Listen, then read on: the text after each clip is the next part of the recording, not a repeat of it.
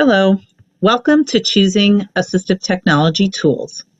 My name is Jerry Schaefer and I'm an educational consultant with the Capital Area Intermediate Unit in Harrisburg, Pennsylvania. My colleague, Shauna Montgomery, and I have developed the following module as part of the Tier 2 Assistive Technology process. This process was designed to build capacity in assistive technology within local school districts and cooperating agencies. Each module is designed to provide information about best practice in assistive technology. Okay, let's get started. In this module, we're going to talk about two methods that help us make decisions about assistive technology: feature matching and the Sett Framework. AT tools are not one size fits all. The process is a little more individualized than that. When selecting assistive technology tools, we need to match the student's needs, the environment, and the type of task to the features of the tools. It's called feature matching, and it's our first method in the decision-making process. Let's use an everyday example for feature matching. Think about a purchase you recently made for over $500, maybe a new suit or a new laptop. Did you research or Google it? Did you look for features you wanted or needed? What information did you need to have before you could start shopping for this item? If the cost was a factor, did you have to give up certain wants so that your needs were being met? We usually do.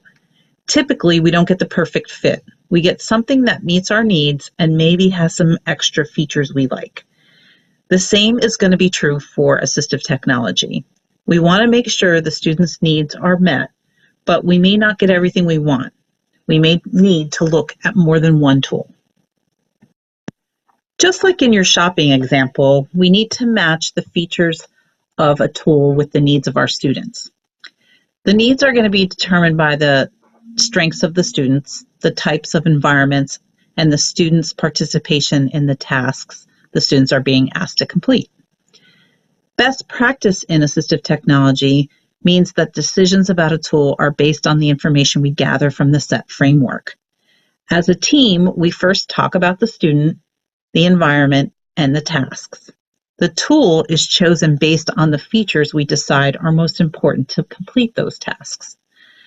That doesn't mean you can't use a tool you already know about or you already have, but it has to meet the identified needs of the student, environment, and task. Let's look more closely at the Sett Framework and how it can help us decide what features we need. First, we start with the student. Pictured here is a graphic of a person with a variety of skills and features listed for us. I like this graphic because it breaks down the educational skills into categories and then gives some typical examples of issues a student may have or modifications they may need. It's important to gather information from all of these categories, not just one or two. As part of the Tier 2 process, we hope you will consider every student in your classroom and really break down the skills and features they need.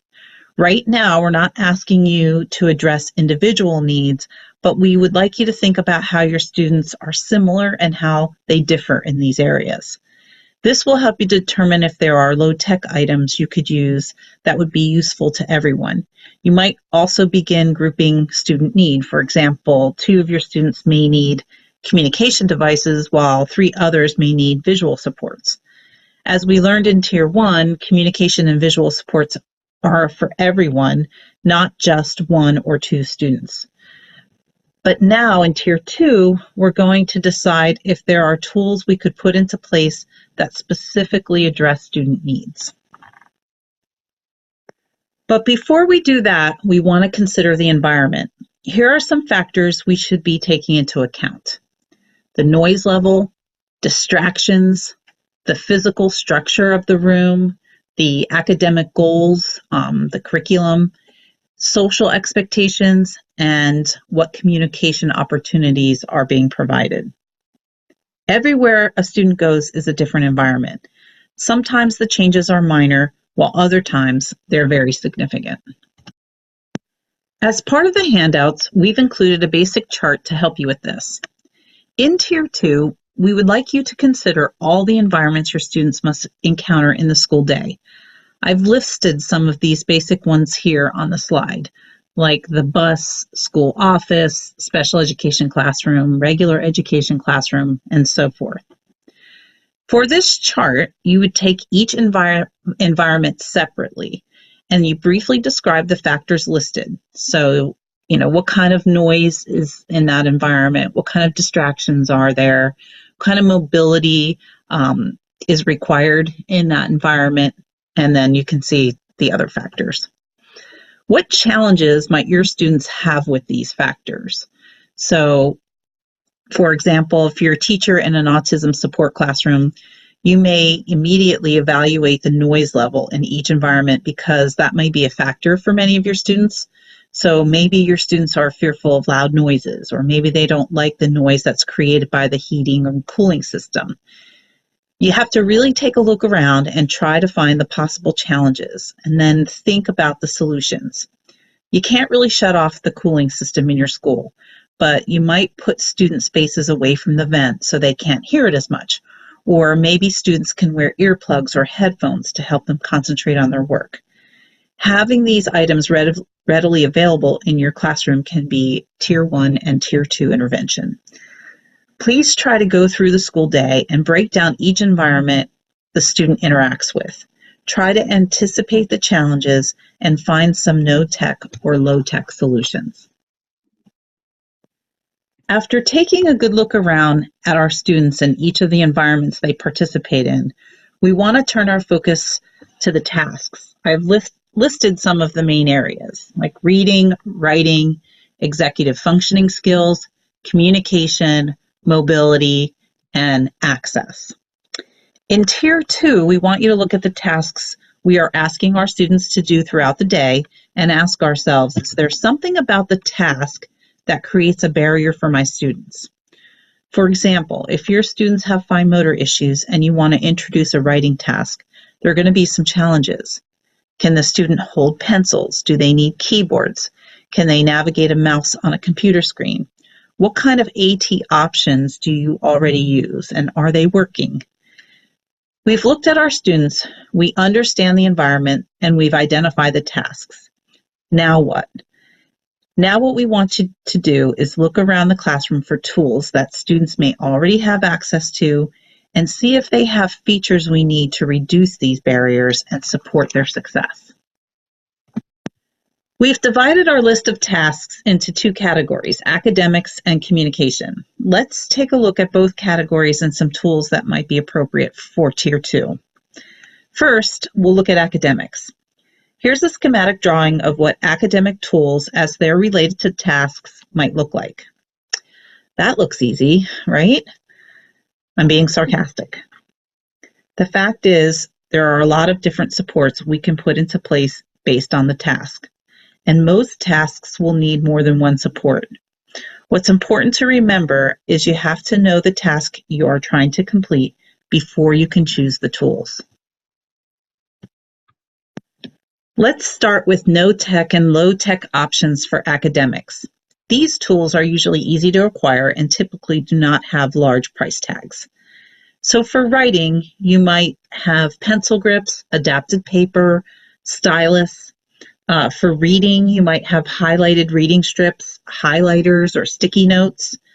For executive function, you might have visual schedules, timers, and math, you may have calculators and manipulatives. Next, we move on to high-tech tools. So start with hardware considerations.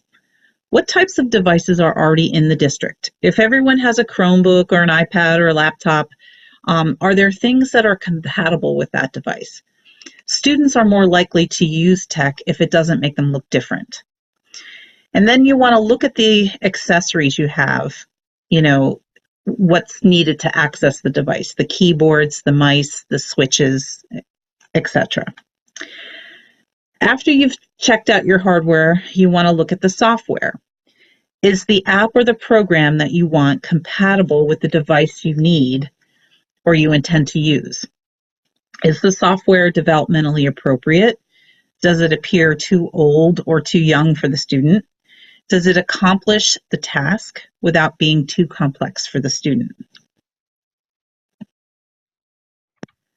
Don't forget about the users. You must consider the user's preferences. Tools have to match the task, but they also have to match the student. Do they feel different when they're using the tool? Does the tool look like it's meant for a different age group, and will that present a barrier for the student to use it? Is the tool too complex? Are there features that are superfluous and create distractions? Just because a newer, flashier technology is available doesn't mean the student needs to have it. If what they are using works for them, don't change it unless you have a good reason or the student is motivated to try something new. There is an exception I'd like to discuss. We should encourage students to use new and different tools as they age so they don't get stuck with things that appear too juvenile for them.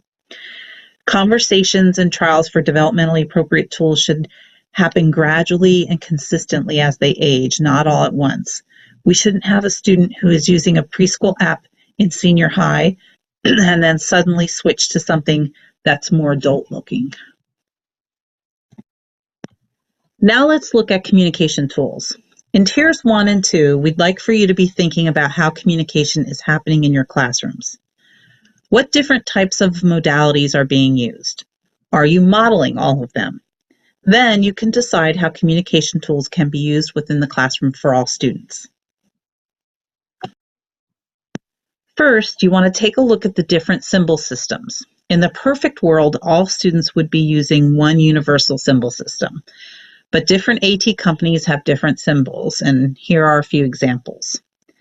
As part of your Tier 1 and Tier 2 plan, we'd like you to decide on a symbol system for your classroom. It doesn't matter which one you like as long as you choose one and model it consistently. And don't worry, even students with a different system in their device will be able to use your symbols. Once you decide on a symbol system, make some Knotek boards. I like to have at least 50 core words on a board for modeling. However, you can make some boards with less or more words. You can also make some eye gaze boards or some binders. The more variety you have, the better you will be at modeling and providing exactly what the student needs. Look in your closet for some low-tech devices. Get them out, dust them off, and put some core vocabulary in them. Maybe use them to sequence an activity or as part of an everyday communication interaction, such as saying good morning to everyone or reading a story. If you don't have any low-tech devices, make a wish list for your supervisor. It can't always happen immediately, but sometimes there's a few dollars left in the budget and it's possible that your wish will be granted. Lastly, I wanted to show you some high-tech devices. These devices are usually expensive, and we wait until Tier 3 to purchase them for individual students. Most of the features of these devices are very similar, and it's typically the language inside the device that is most important to the user. However, if you have an opportunity to purchase a device for your classroom, take it. You can use it to model communication. You can use it as a backup if another device in the room breaks, and you can also use it as a training tool for staff. And speaking of training, be sure to get some. We offer a variety of free trainings at the Capital Area Intermediate Unit, or very often the company who makes the device has free training online or in person. Thank you for taking the time to complete the Tier 2 module, Choosing Assistive Technology.